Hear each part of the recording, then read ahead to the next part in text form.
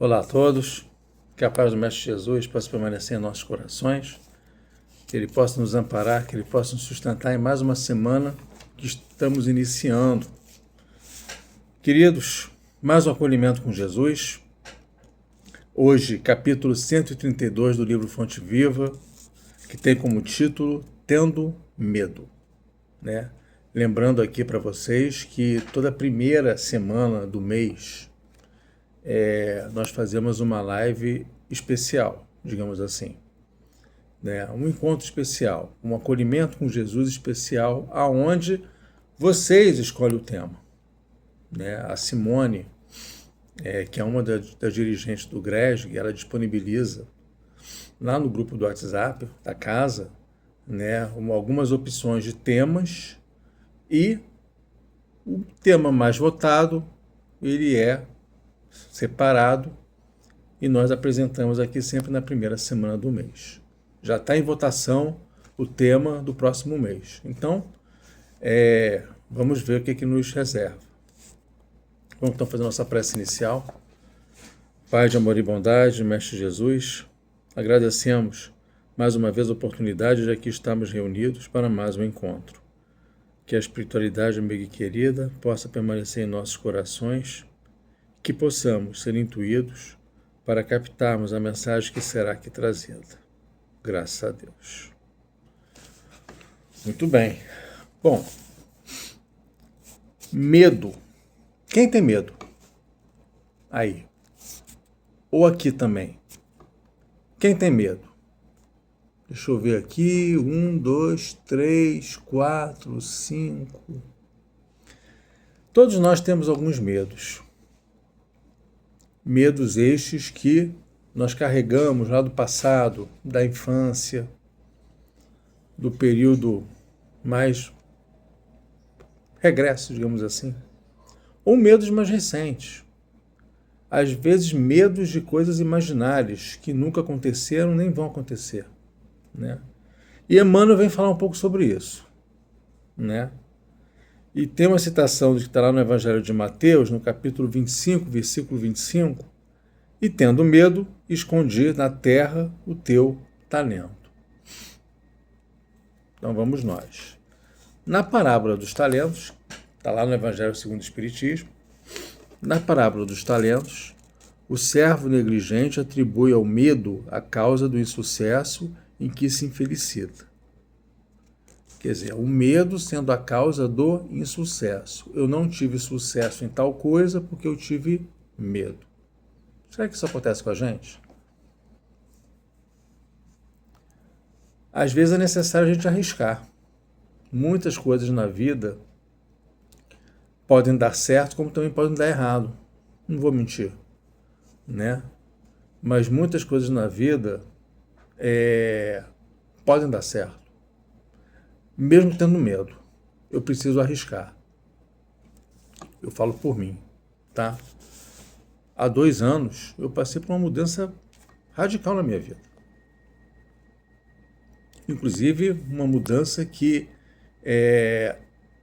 impactou em transferência do local onde eu morava para outro local, de trabalho. Vai dar certo? Não sei. Mas eu só vou saber se eu fizer. Dá medo, dá frio na barriga? Dá.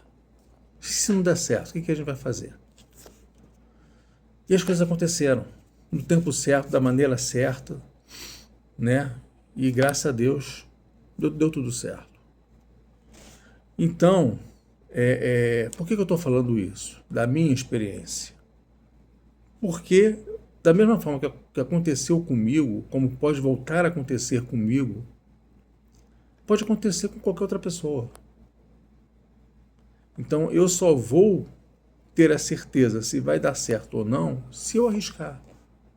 O medo vai existir, vai, mas é um medo que vai me impulsionar, ou vai te impulsionar para uma direção, seja ela qual for.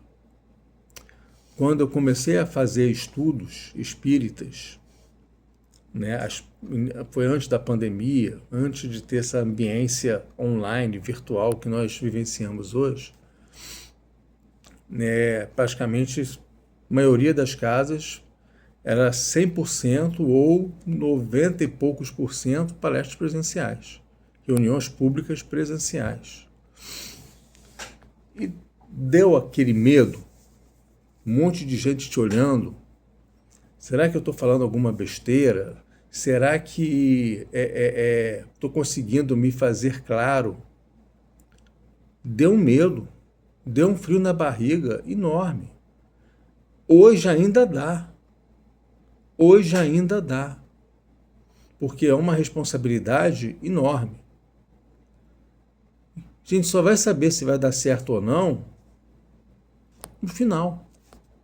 E às vezes, quando a gente chega no final de um estudo, no caso presencial, vai uma pessoa que seja falar com você e vai falar: poxa, obrigado, ou obrigada, eu estava precisando ouvir isso.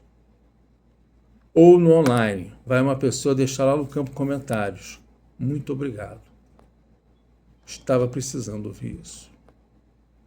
Ou seja, nos dá uma sensação de que, caramba, eu consegui atingir um coração.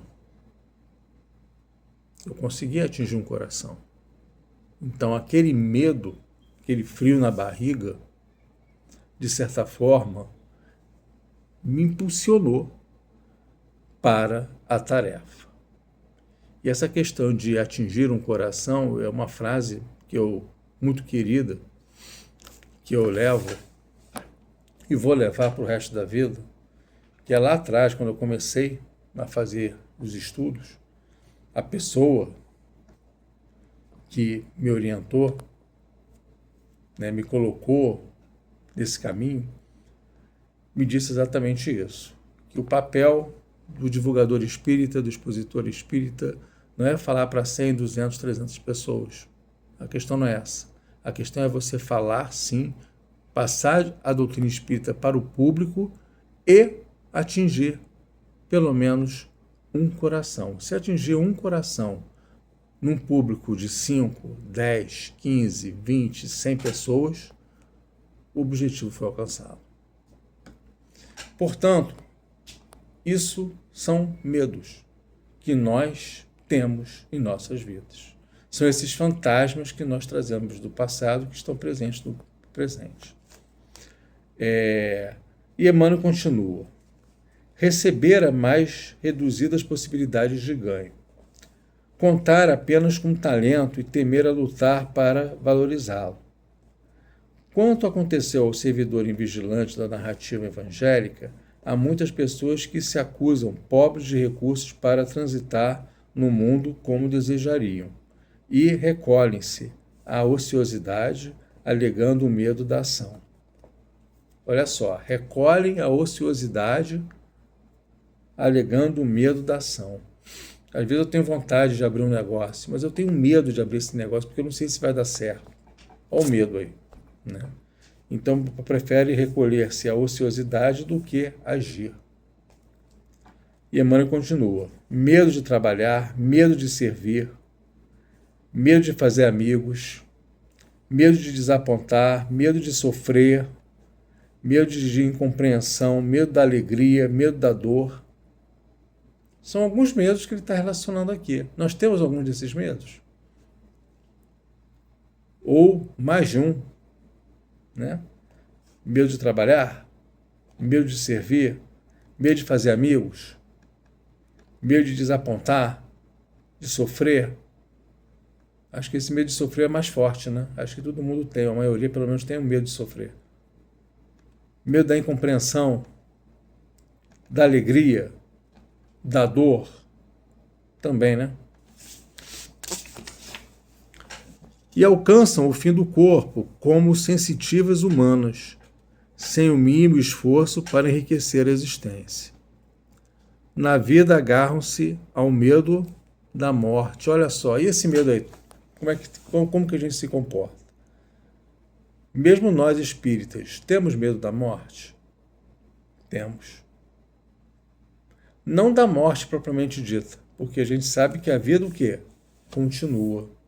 Mas eu acho que o maior medo que possa existir nesse processo é onde vamos parar? O que vai acontecer? Como vai ser o processo do desenlace? Vai demorar muito? Vai ser rápido? Isso está diretamente relacionado com o quê? Com a nossa condição moral. A doutrina espírita volta e meia toca nesse ponto. Elevação da condição moral. Está diretamente relacionado com vários aspectos. Né? Continuando. E a pretexto de serem menos favorecidos pelo destino, transformam-se gradativamente em campeões de inutilidade e da preguiça. Se recebestes, pois, mais rude tarefa no mundo, não te atemorizes à frente dos outros, e faze dela o teu caminho de progresso e renovação. Ou seja, arrisca. Vai lá. É uma oportunidade que nós estamos tendo de progresso e renovação. Seu chefe te deu um trabalho novo, agarre esse trabalho. Porque se ele te deu, porque você é capaz.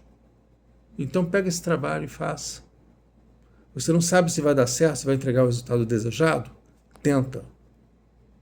Se entregou, ótimo. Se não entregou, tentou. Aprendeu. Né? Isso é só um exemplo. Tá? Porque o mais importante é isso que a Mãe está colocando aqui.